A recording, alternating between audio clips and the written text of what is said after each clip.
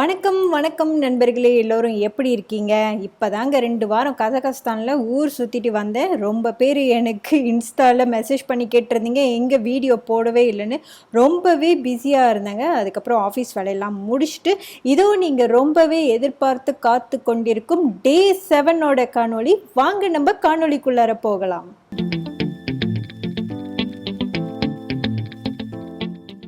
இன்னைக்கு இதுதாங்க நம்மளோட காலை பசியார பேன்கேக். அதோட நம்மளோட பிளான் என்னென்னா, இன்றைக்கி டே 7. போன காணொளி பார்த்துருந்திங்கன்னா டிங்பூச்சே நம்ம வந்தோம். 4400 மீட்டர் உயரத்தில் இருக்கோம். இன்றைக்கி நம்மளோட அக்ளிமடைசேஷன் டே. 3 hours டே ஹைக்கு போகிறோம். 300 மீட்டர் டு 500 மீட்டர் வரைக்கும் நம்ம மலை ஏற போகிறோம். அக்ளிமடைசேஷன் டேனா என்னான்னு நான் ஏற்கனவே விளக்கியிருக்கேன். அதாவது ஒரு நாள் நம்மளுக்கு ரெஸ்ட்டு, இந்த சூழ்நிலை நம்ம பாடிக்கு ஒத்து வருதா, நம்மளுக்கு என்னாச்சும் ஆல்டிடியூட் சிக்னஸ் வருதா, அதெல்லாம் நம்ம பார்க்குறதுக்காக தான் இந்த மாதிரி ஒரு அக்ளிமடைசேஷன் டே கொடுப்பாங்க. ரெஸ்ட் டேன்ட்டுன்னு நம்ம ரூம்லலாம் படுத்து தூங்கக்கூடாது. இந்த மாதிரி ஒரு ஷார்ட் ஹைக்கிங் கூட்டிகிட்டு போவாங்க. அழகான வியூலாம் இருக்கும். 360 டிகிரி வியூ ஆஃப் இமலாயா, அதோட அழகை நம்ம ரசிக்கலாம்.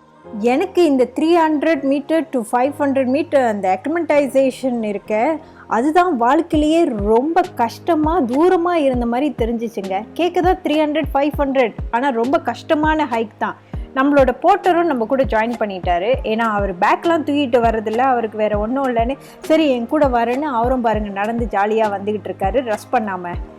நம்மளை மாதிரியே எல்லாருக்கும் ஒரே ஐட்டினரி தாங்க. நீங்கள் பார்த்தீங்கன்னா நிறைய பேர் மேலே ஏறுவாங்க, கீழே இறங்குவாங்க. இந்த இடத்த பார்த்தீங்களா, பனி மலை ஐஸ் கட்டியாக இருக்குது பாருங்கள். அப்போ எவ்வளோ குளிராக இருக்கும். மேலே போக போக குளிர் அதிகமாக ஆகிட்டே இருக்குது. அது எனக்கு நல்லா தெரியுது. இப்போ நீங்கள் பார்த்தீங்கன்னா எனக்கு மூக்குலேருந்து சளி ஊற்றிக்கிட்டே இருக்குது. லைட்டாக காய்ச்சியும் ஆரம்பிச்சிருக்கு. ஆனால் வேறு வழி இல்லை. வீட்டில் இருந்தால் நம்ம இழுத்து போத்திட்டு படுத்து தூங்கிடுவோம். இங்கெல்லாம் நம்ம அதுக்கு வாய்ப்பே இல்லை. முன் வைத்த காலை பின் வைக்கக்கூடாதுன்னு சொல்லுவாங்களே. உங்களோட செல்ஃபை நீங்கள் உங்களோட கம்ஃபர்ட் ஜோன்லேருந்து எவ்வளோ புஷ் பண்ணுறீங்கன்றது இந்த மாதிரி ஒரு அனுபவத்தில் தாங்க தெரியும். நீங்கள் எவ்வளோ கம்ஃபர்ட்டாக இருக்கீங்க, என்னென்ன கஷ்டங்களை உங்களால் ஏற்றுக்க முடியும்.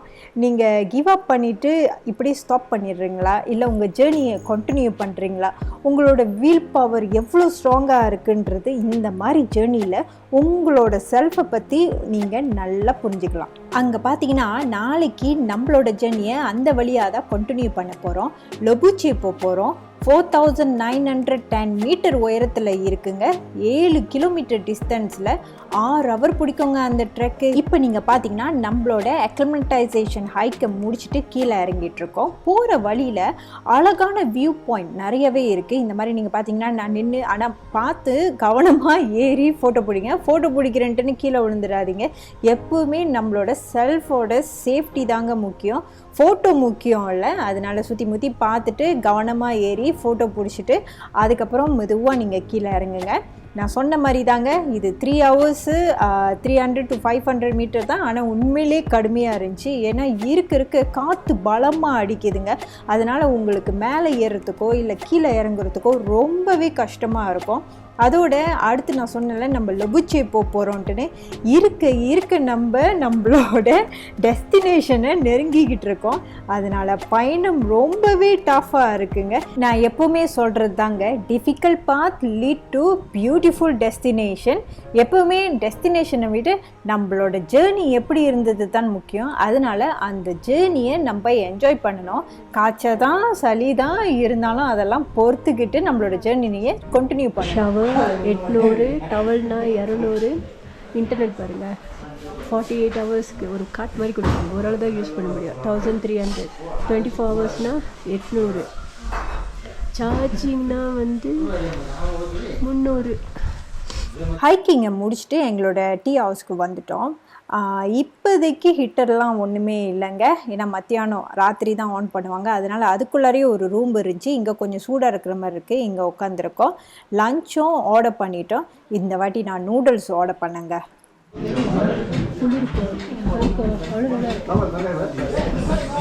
சளி நின்றுட்டா ஓகே. இது அவரோட சாப்பாடு. சப்போஸ் இதுதான் சாப்பிட நினச்சேன். இது நேபாளோட ட்ரெடிஷ்னல் சாப்பாடு. பட் சளி மருந்தும் தொண்டை வலி மருந்து போட்டிருக்கு. தூங்கக்கூடாது. ஏன்னா ராத்திரில தூங்கலை, சரியான குளிர். அதனால் கொஞ்ச நேரம் மெடிடேட் பண்ண போகிறேன். அதுக்கப்புறம் பேக்கரி போவோம், அங்கே சூடாக இருக்கும். இங்கே ரூம்பே குளிருது. ஒரு அரை மணி நேரம் தாங்க ரெஸ்ட் பண்ணேன். திரும்ப நான் பேக்கரிக்கே வந்துட்டேன். ஏன்னா இன்றைக்கி பேக்கரியில் மூவி டைம் எவரெஸ்ட் மூவி போட்டாங்க. அதெல்லாம் உட்காந்து பார்த்துட்டு அங்கேயே ஸ்ட்ரெப்சில் அப்புறம் காய்ச்ச மருந்து ஃபார்மசி மாதிரி வச்சுருக்காங்க, அங்கே எல்லாத்தையும் வாங்கிட்டேன். ஏன்னா இங்குள்ள காய்ச்ச மருந்து சாப்பிட்டா இன்னும் சீக்கிரமாக குணமாகும். நாங்கள் அதெல்லாம் சாப்பிட்டுட்டு நான் திரும்ப அப்படியே மெதுவாக நடந்து சுற்றி பார்த்துக்கிட்டே வரேங்க. நீங்கள் கேட்கலாம், காய்ச்சியாக இருந்தாலும் ரூமில் இல்லாமல் வெளியே பேக்கரின்னு சுற்றிக்கிட்டு இருக்கேன்னு.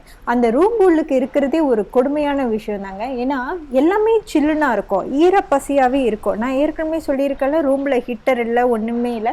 அதுவும் இப்போ மத்தியானம்ல உங்களோட கெஸ்ட் ஹவுஸில் வெளியே அந்த நம்ம சாப்பிடுவோம் அங்கே கூட ஹீட்டர் இருக்காது. அதனால தான் நான் இந்த மாதிரி பேக்கரியில் வந்து உட்காந்துருந்தேன்னா அங்கே இந்த மாதிரி ஹீட்டர் இருக்கும். இப்போ பாருங்கள், மணி 7, கெஸ்ட் ஹவுஸில் ஹீட்டர் இந்த மாதிரி இருக்குது. நம்ம இங்கே உட்காந்துட்டு ரிலாக்ஸாக இருக்கலாம். எப்போதும் போல் டெம்பரேச்சர் செக் பண்ணிவிட்டு நம்மளோட டின்னரெல்லாம் முடிச்சுட்டு நான் திரும்ப ரூமுக்கு போயிட்டேங்க.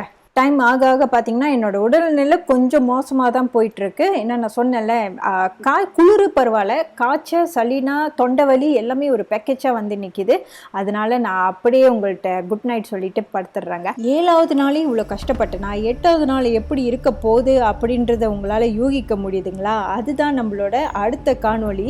மிகவும் சேலஞ்சிங்கான ட்விஸ்ட்டு உள்ள காணொளிங்க. இந்த பயணத்தில் இந்த நாளை என்னால் இன்ன வரைக்கும் மறக்க முடியாது. அவ்வளோ ட்விஸ்ட்டுகள், சம்பவங்கள் நடந்தது. நீங்கள் எதிர்பார்க்காத பல விஷயங்கள் நடந்தது. ஏன் நானே எதிர்பார்க்கலைங்க. அதனால் வாழ்க்கையில் அடுத்த நிமிஷம் என்ன நடக்கும், ஏது நடக்கும்னு நம்மளுக்கே தெரியாது. அதுதான் த்ரில்லிங்காக இருக்கும்னு சொல்லுவாங்கள்ல, அந்த த்ரில்லிங்கை தான் நான் ஃபேஸ் பண்ணேங்க. அதுதான் அடுத்த காணொலியில் பார்க்க போகிறோம். இப்போதைக்கு உங்களிடமிருந்து விடைபெறுவது உங்கள் நீரா செல்வி. பாய்.